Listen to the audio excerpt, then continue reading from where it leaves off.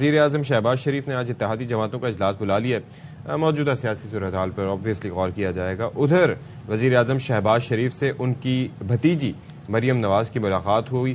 اچھا، مریم نواز ظاہر ہے کہ چیف آرگنائزر تو ہیں، لیکن ان کا حکومت میں بقول ان کے کوئی عہدہ نہیں ہے، لیکن اس کے باوجود حکومتی معاملات میں مداخلت کرتی ہیں۔ لیکن جب بات آتی ہے ذمہ داری لینے کی تو وہ کہتی ہیں کہ جی ہماری حکومت تو نہیں ہے، یا پھر تاریخیں دیتی ہیں کہ ہماری حکومت تو 26 نومبر کے بعد آئی ہیں۔ تو جسٹ امیجن کہتی ہیں کہ جی ہم 10 میں سے ایک ہیں۔ اچھا، اور ایک بڑی انٹرسٹنگ بات ہے، اچھا اس میں 3 جماعتیں ہیں۔ اچھا، people's party P D M میں ہے ہی نہیں، ٹھیک ہے۔ اے این پی کہتی ہے جناب ہم پی ڈی ایم میں ہیں، ہم حکومت میں نہیں ہیں۔ پیپلز پارٹی کہتی ہے ہم حکومت میں ہیں، ہم پی ڈی ایم میں نہیں ہیں۔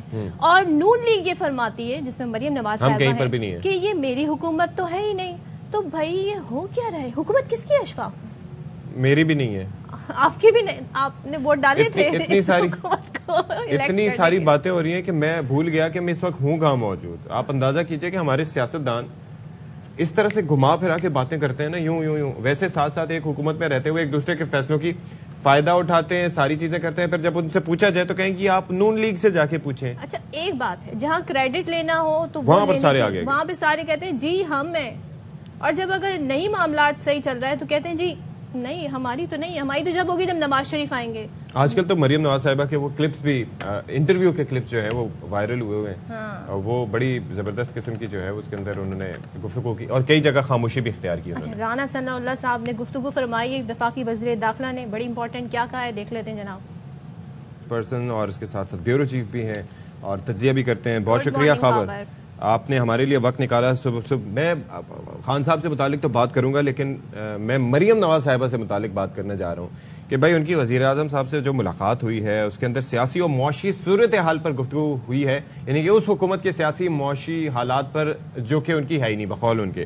پھر یہ ہے کہ اگر وہ اتنی امپورٹنٹ نہیں ہے تو وہ پھر کیوں ان سے مشاورت ہوتی ہے، اور جہاں ہر ذمہ داری کہ اس سے بات ہونی چاہیے تھی، اس کو ایسے ہینڈل کرنا چاہیے تھا، ویسے نہیں ہوا۔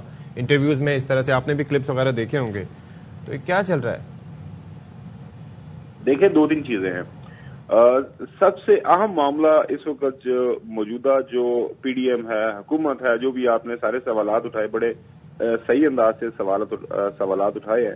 مسئلہ ایک ہی ہے، مسئلہ وہ یہ ہے کہ کچھ بھی کر کے، کوئی بھی حالات و واقعات پیدا کر کے ہم نے انتخابات کی طرف نہیں جانا، کیونکہ انتخابات کی طرف جاتے ہیں تو وہاں پہ جو ہے دیوار کے اوپر ایک جو نتیجہ لکھا ہوا اس کا سامنا کرنا پڑے گا۔ لہٰذا یہ جو ساری کنفیوژن کریٹ کرنے کی کوشش کی جا رہی ہے، سارے کا سارا یہ لا اینڈ آرڈر کی سچویشن بنانے کی کوشش کی جا رہی ہے، ملک کے اندر یہ جو انتشار پیدا کیا جا رہا ہے، اب تو یقین کریں اسلام آباد کے اندر تو اس طرح کی بھی سٹوریز زیر گردش ہیں کہ یہ جو آئی ایم ایف کے ساتھ معاملہ جو ڈیلے کیا جا رہا ہے، اس کے پیچھے بھی کچھ ڈیلیبریٹ اٹیمپٹ ہے تاکہ یہ ایک امپریشن دیا جا سکے کہ چونکہ ملک کے معاشی حالات بھی نہیں سنبھل رہے، لہٰذا انتخابات کی طرف نہیں جانا۔ اب بدقسمتی ہمارے ملک کی یہ ہے کہ آئین یہ کہتا ہے کہ آئین کے اندر اگر کوئی ابہام پیدا ہو جائے تو واحد ادارہ جس کے پاس اس ابہام کو درست کرنے کی یا اس کی تشریح کرنے کی جس کو حق حاصل ہے، جس کے پاس آئینی حق ہے، وہ ہے supreme court of Pakistan. Supreme court of Pakistan نے آئین کے آرٹیکل 105 اور 224 کی تشریح کر دی ہے کہ انتخابات خیبر پختونخوا اور پنجاب کے اندر ہونے ہیں اور 90 دن کے اندر ہونے ہیں، یہ آپ روک نہیں سکتے۔ لیکن رانا ثناء اللہ صاحب کا آپ نے بیان سن لیا، وہ یہ کہتے ہیں 2 صوبوں میں الیکشن ہو گئے تو نیا بحران سامنے آئے گا، تو الیکشن بحران کو ٹالنے کا سبب بنتے ہیں یا بحران کا سبب بنتے ہیں؟ میں وہی کہہ رہا ہوں کہ وہ مملکت خدا داد پاکستان جو جس کی کریشن سیاست کی بنیاد کے اوپر ہوئی، جس کی کریشن ایک ایسے شخص نے کی، قائد اعظم محمد علی جناح، جو کہ وکیل تھے، جنہوں نے مقدمہ لڑا، گوروں کے سامنے لڑا، ہندوؤں کے سامنے مقدمہ لڑا، آئینی طریقے کے ساتھ، بغیر کسی جنگ کے، بغیر کسی وائلنس کے جو ہے ملک حاصل کیا اور سیاست کے ذریعے حاصل کیا، الیکشن لڑ کے حاصل کیا۔ ہمارے سیاستدان ہیں کہ وہ ہر کچھ کرنا چاہ رہے ہیں، لیکن نہ وہ سیاست کرنا چاہ رہے ہیں، نہ وہ الیکشن کی طرف جا رہے ہیں، اور نہ وہ جمہوریت کی بات کر رہے ہیں۔ بس ہر کوئی اپنی اپنی آئین کی تشریح کر رہا ہے اور اس اپنی مرضی اور منشا کے مطابق حسب ذائقہ جو ہے اس کا تشریح کر کے اس کے اوپر عمل درآمد کرنا چاہ رہا ہے۔ اور میرے خیال میں جو واحد حل جو اس وقت موجودہ حالات کے اندر نظر آ رہا ہے، ایک بار پھر جو ہے سارے کا سارا معاملہ واپس سپریم کورٹ آف پاکستان کے اندر جاتا ہوا نظر آ رہا ہے. اچھا. اور وہیں سے پھر فائنل کوئی حل نکلنا ہے. آلریڈی ویسے سپریم کورٹ نے تو اپنا ایک حل دے دیا ہوا ہے، اس کو متنازع بنانے کی کوشش کی جا رہی ہے، لیکن اگر دوبارہ سے کسی موقع کے اوپر تنازع کھڑا ہوتا ہے کہ you have been here for quite a while, آپ صحافت میں ایک عرصہ گزار چکے ہیں، لیکن یہ چیزیں ہمیں یہ جو ڈیلینگ ٹیکٹکس ہیں نا مختلف جماعتوں کی، وہ کوئی نئی نظر آ رہی ہیں. جو آپ نے سپریم کورٹ میں معاملہ لے جانے کی بات کی، یہ بھی کوئی نئی بات نہیں ہے. آپ کو یاد ہوگا وہ سوئز خط لکھنے سے متعلق جو چیزیں ہوا کرتی تھیں کہ خط کس نے بھیجنا ہے، خط بھیجا، دکھایا کچھ اور، بھیجا کچھ اور، ڈیلے کرتے رہے، وزیر اعظم صاحب ہٹ گئے، پھر یہ ہوا وہ ہوا. یو ریمبر دیٹ فیس کو نا؟ تو یہ آپ کو لگ رہا ہے کہ اسی طرز کی چیزیں ہوں گی؟ جی بالکل، میرے خیال میں آپ کو مجھے اس دن بھی اچھی طرح یاد ہے کہ ہم پارلیمان کے اندر ہی ہم بیٹھے ہوئے تھے اور سپریم کورٹ کی طرف سے حکم آ چکا ہوا تھا، خط لکھے، یہ خط نہیں لکھ رہے تھے. پھر فوراً سے عدالت کھلی اور عدالت نے کہا کہ جی آپ نے چونکہ کنڈم کر دی ہے، ہم نے حکم دیا ہوا ہے اور حکم دلی ہو گئی ہے، لہٰذا you are no more prime minister Pakistan.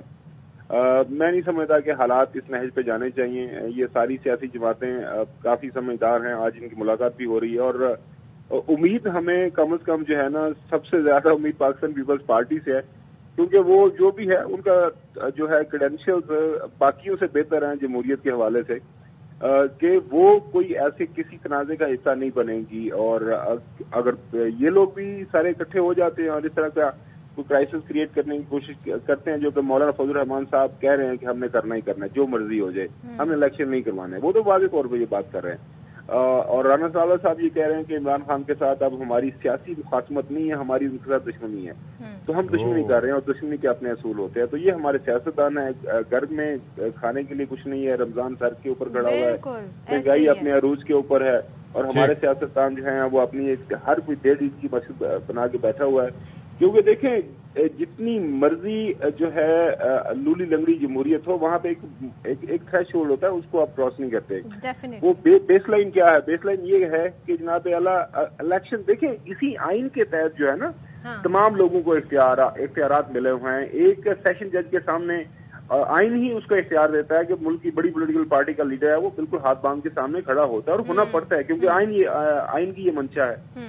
اگر وہی آئین یہ کہہ رہا ہے کہ بھیا اگر لیڈر آف دا ہاؤس کسی ہاؤس کا، وہ نیشنل اسمبلی ہو یا پروونشل اسمبلی، وہ اسمبلی توڑ دے تو الیکشن 90 دن کے اندر ہونے چاہیے. اس کے اندر کوئی ابہام نہیں ہے. اگر آپ اس کی اپنی مرضی سے اس کی تشریح کریں گے تو کل کو کوئی بھی میں آپ باہر سڑک کے اوپر کھڑا ہو جائے گا اور میں اور آپ اپنی تشریح کریں گے، پھر کیا بنے گا؟ ہاں جی، مسئلہ سارا یہی ہے. مسئلہ یہی ہے کہ آپ نے آئین کو اور قانون کو مقدم رکھنا ہے، اور ابھی تو عوام کے حالات پہ آپ فکر کریں جناب، کیونکہ مہنگائی عروج پر ہے. اچھا، اس جانب کسی کا فوکس نہیں ہے، کسی کا فوکس نہیں. ملاقاتیں، میٹنگز ہوتی ہیں، ایک دوسرے سے ملتے ہیں مگر بات نہیں کرتے. یہ تو آئی ایم ایف کے معاملات. ویسے ایک چیز ہے کہ سرٹنٹی بھی تو میٹر کرتی ہے نا. آپ یہ دیکھیں کہ یقینی صورتحال جب ملک میں ہو، غیر یقینی کی جب صورتحال ہوگی تو میں ایک مثال دے رہا ہوں کہ حکومت کے فوکس بھی ادھر سے ادھر، ادھر سے ادھر، ادھر سے یہاں، یہاں سے وہاں.